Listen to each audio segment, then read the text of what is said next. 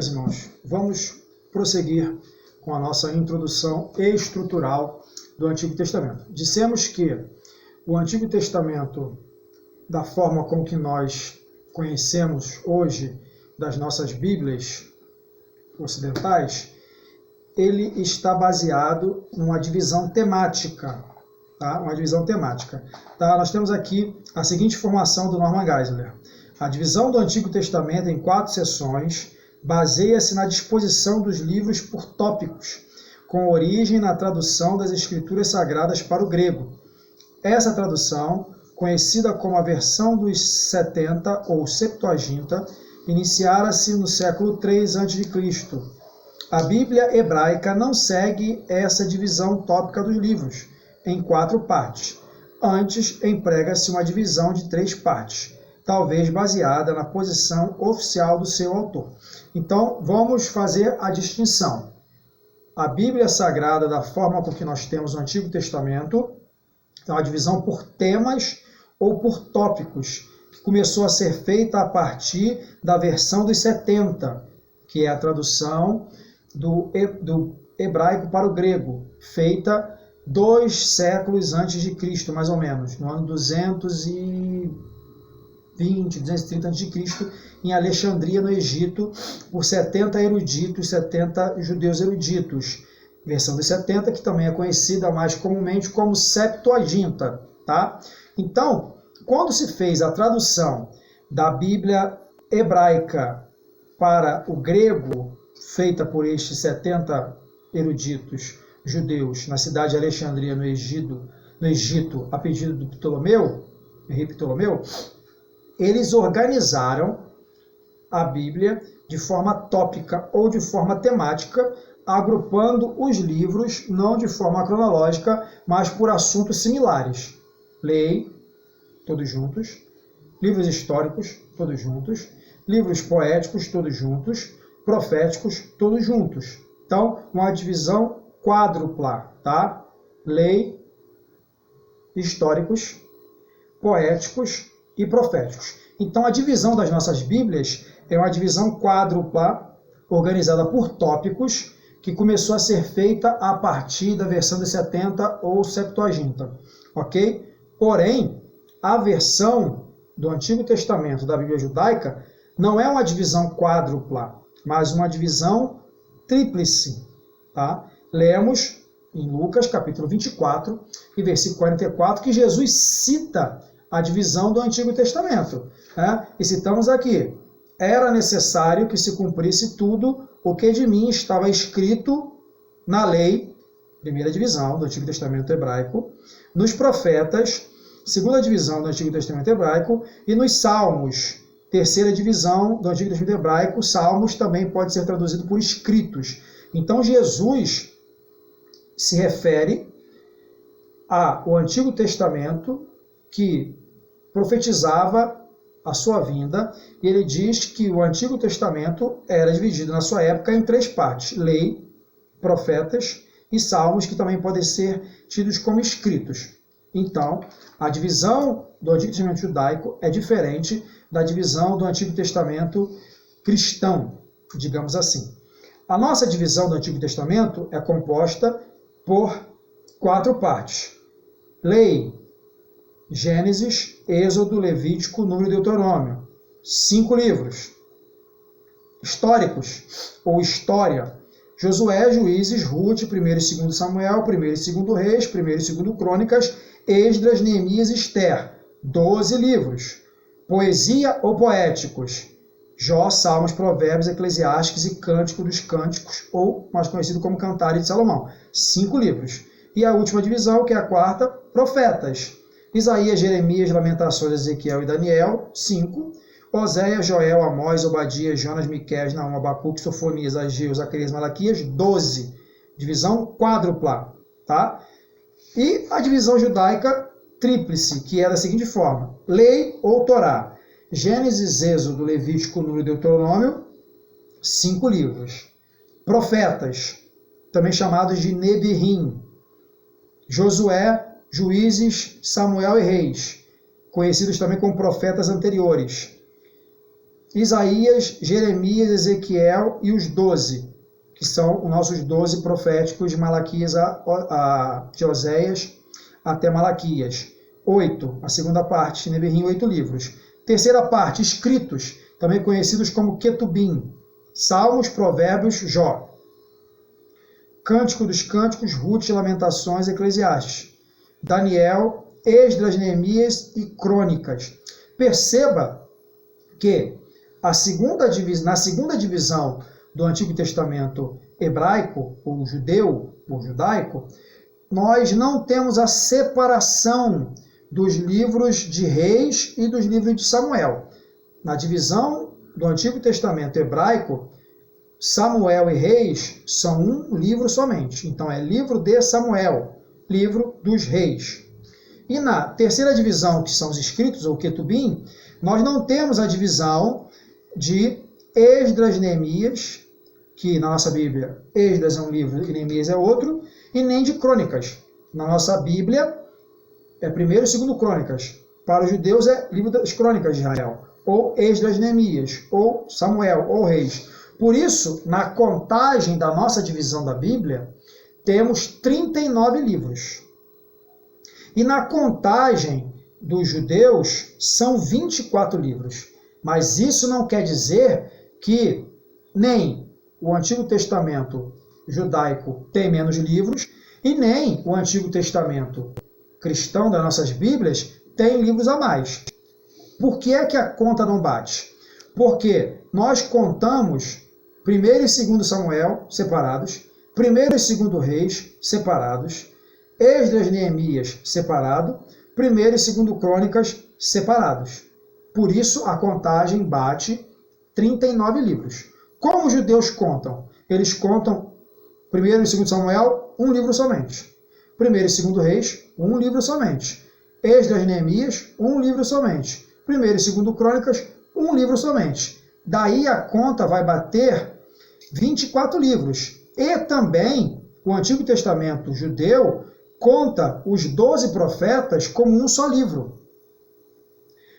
Os livros que nós temos de Oséias a Malaquias, nós contamos 12. Eles contam um livro só. Por isso, eles têm 24 e nós temos 39. Porém, o conteúdo é o mesmo. Tá? Se você for ler os textos, vai bater a mesma informação. A questão é que a divisão é diferente. Nós dividimos em 4 partes: lei, históricos, poéticos e proféticos. E eles dividem lei, profetas e escritos. Para que fique mais clara a nossa divisão, e você tem um material em mãos aí, você pode perceber que a divisão que nós fazemos de profetas, nós fazemos uma subdivisão. Nós, dentro dos livros proféticos, ou dos livros dos profetas, nós identificamos profetas maiores e profetas menores. Por que é que nós fazemos essa divisão, maiores e menores? Alguém pode se perguntar, quer dizer que o profeta chamado maior é mais importante? Quer dizer que o profeta maior é mais profeta? Quer dizer que o profeta menor é menos importante? Quer dizer que o profeta menor tem menos inspiração? Não.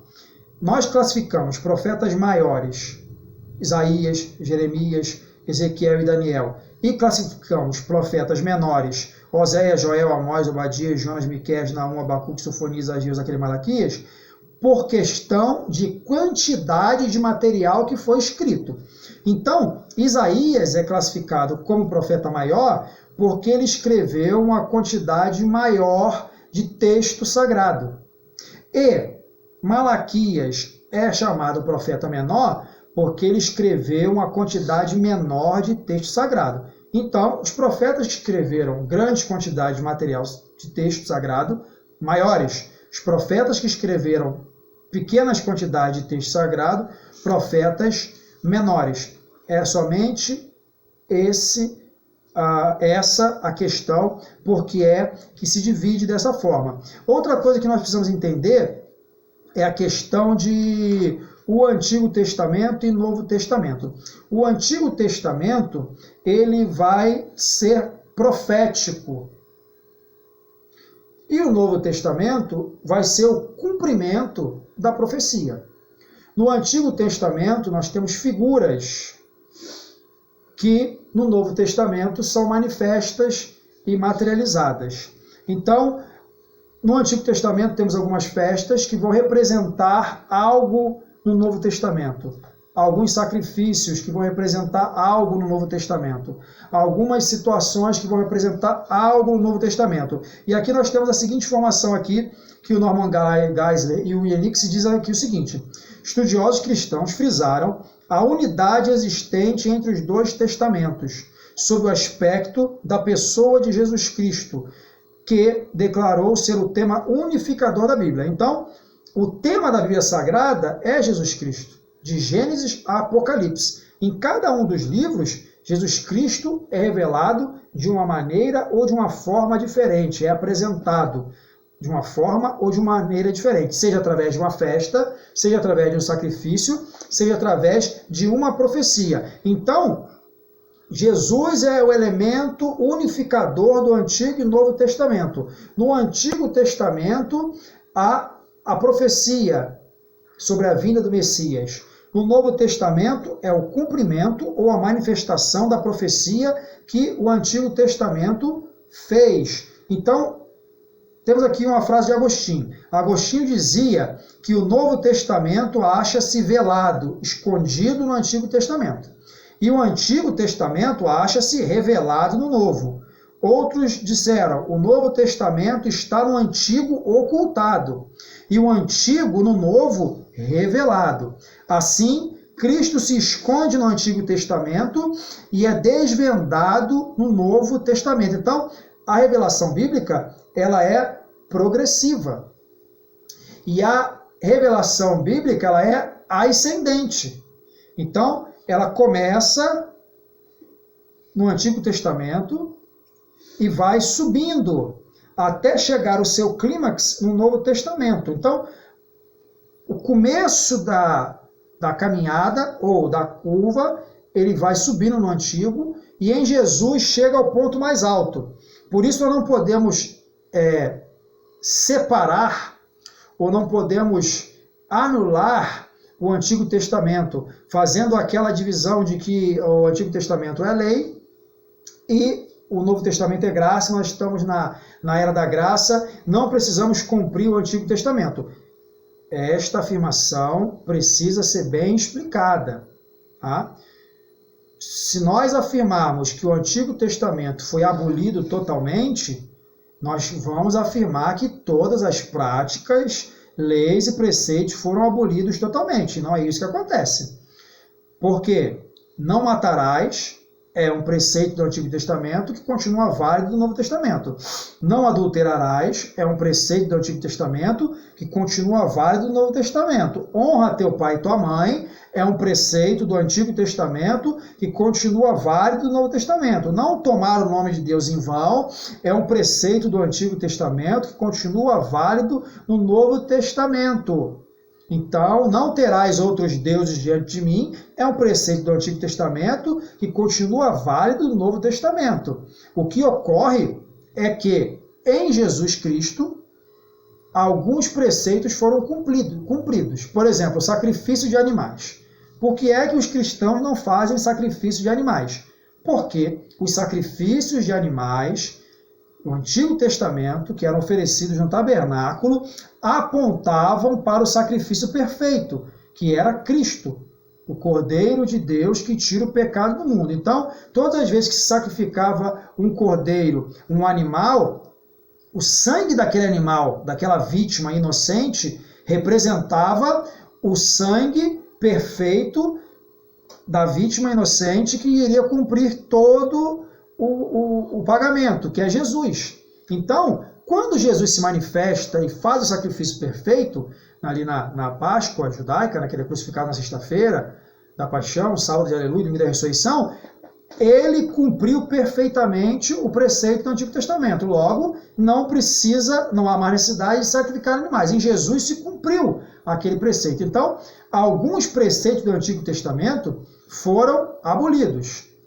Alguns foram substituídos e outros continuam válidos. Nós precisamos entender que tipos foram substituídos, que tipos foram abolidos e que tipo de preceitos continuam. Porque se nós afirmarmos que o Antigo Testamento foi completamente abolido, é como se a gente estivesse descartando todo o texto sagrado do Antigo Testamento. E Paulo disse que toda a escritura divinamente inspirada é proveitosa. Então, o Antigo Testamento é proveitoso para ensinar, para redarguir, para corrigir justiça. É claro que existem profecias no Antigo Testamento que estão ligadas ao povo de Israel, diretamente ao povo de Israel. É claro que existem profecias no Antigo Testamento que estão ligadas diretamente a Jesus.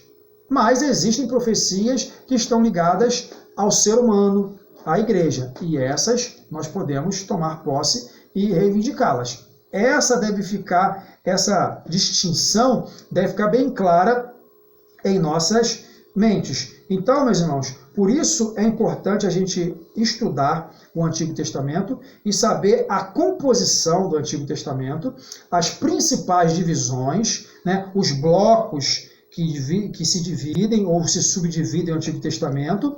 E mais à frente, quando nós formos estudar bloco por bloco, por exemplo, na próxima aula, nós vamos falar sobre os 5 primeiros livros do Antigo Testamento, ou o primeiro bloco, chamado de Lei ou Torá: Gênesis, Êxodo, Levítico, Número e Deuteronômio. Cada um desses livros que compõem o primeiro bloco, ou a primeira parte do Antigo Testamento, eles têm autor, eles têm um tema principal, e eles têm uma data de composição provável, e eles têm um contexto. Então, nós vamos estudar a matéria do Antigo Testamento levando em conta a composição, a divisão e os livros. Como será a estrutura deste estudo das nossas aulas? Será prática, da seguinte forma: vamos estudar na próxima aula o primeiro bloco do Antigo Testamento: Lei, Torá ou Pentateuco, composta por 5 livros: Gênesis, Êxodo, Levítico, Números e Deuteronômio. Vamos estudar Gênesis. Quem foi o autor? Qual é o tema principal do livro do Gênesis? Qual é a data provável de confecção, de produção do livro do Gênesis? E qual é o contexto em que o livro foi escrito? Quando eu compreender quem foi o autor, o tema principal, a data provável, o contexto em que o livro foi produzido, eu vou ter uma ideia do que trata o livro, da teologia desse livro, do ensino desse livro. Entendendo do que trata o livro, da teologia deste livro, do ensino principal deste livro, eu vou poder estudar e aplicar da melhor forma na minha vida cristã e na minha vida pessoal. Por isso, hoje, a aula de hoje basicamente foi essa aula introdutória da estrutura do Antigo e Novo Testamento. Você tem aí em mãos o material que foi extraído do livro do Norman Geisler e do Ian Nix, as 4 páginas, as 4 laudas. Você vai ler, você vai ver esse vídeo e depois vamos estar tirando as dúvidas dos irmãos que ficarem.